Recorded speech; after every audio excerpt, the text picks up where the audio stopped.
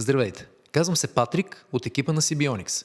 В този видеоклип ще ви дам полезни съвети как да започнете използването на вашата система за непрекъснат мониторинг на глюкозата от Сибионикс. Също така ще ви покажа как правилно да поставите сензора на Сибионикс, как да се уверите, че той остава на място и как да го свържете с приложението на Сибионикс. Първо, изтеглете безплатното приложение на Сибионикс на вашия телефон. Отворете вашето приложение на Сибионикс, регистрирайте акаунт с имейл адреса си и следвайте инструкциите в приложението, за да настроите своя профил и предпочитания. След това изберете място на задната част на ръката си над лакътя.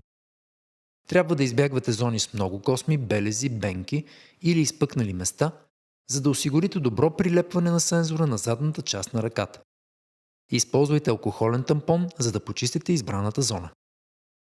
Оставете кожата да изсъхне напълно преди да поставите сензора. В противен случай лепката на сензора може да не се залепи здраво. Свалете капачката от опаковката на сензора и я поставете на равна повърхност. Свалете капачката от апликатора на сензора. Внимателно насочете апликатора на сензора към опаковката на сензора на твърда повърхност и натиснете здраво върху апликатора, докато спре. Издигнете апликатора на сензора от опаковката. Сега апликаторът на сензора е готов за поставяне на сензора. Не натискайте бутона на апликатора, докато го поставяте върху приготвеното място. Натиснете и изтеглете предпазната закачалка. Поставете апликатора на сензора върху приготвеното място.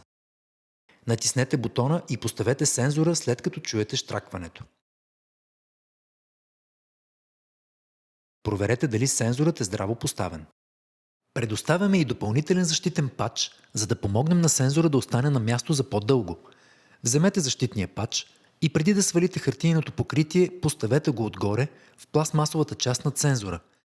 И след като сте го закрепили, свалете хартийното покритие.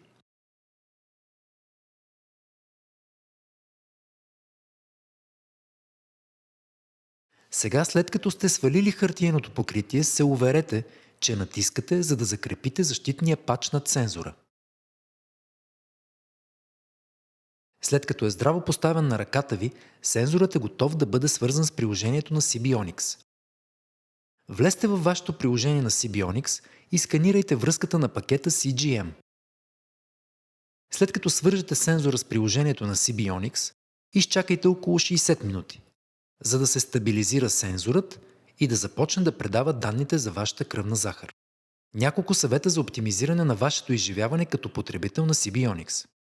Оставете Bluetooth включен и приложението на Сибионикс да работи в фонов режим по всяко време, за да гарантирате, че никога няма да пропуснете никакви данни. Вашият сензор автоматично спира да работи след 14-тия ден и трябва да бъде заменен. Също така трябва да замените сензора, ако забележите раздразнения или дискомфорт на мястото на поставяне. Първо отлепете защитния патч от сензора и след това свалете сензора. Трябва да изхвърлите използвания защитен патч и сензор по подходящ начин. Накрая поставете новия сензор според нуждите си. Това е. Ако желаете да научите повече за вашата система за непрекъснат мониторинг на глюкозата, можете да посетите нашия уебсайт, да се абонирате за нашите бюлетини или да ни последвате в социалните мрежи. Пожелавам ви приятно изживяване при мониторинга на глюкозата с Сибионикс.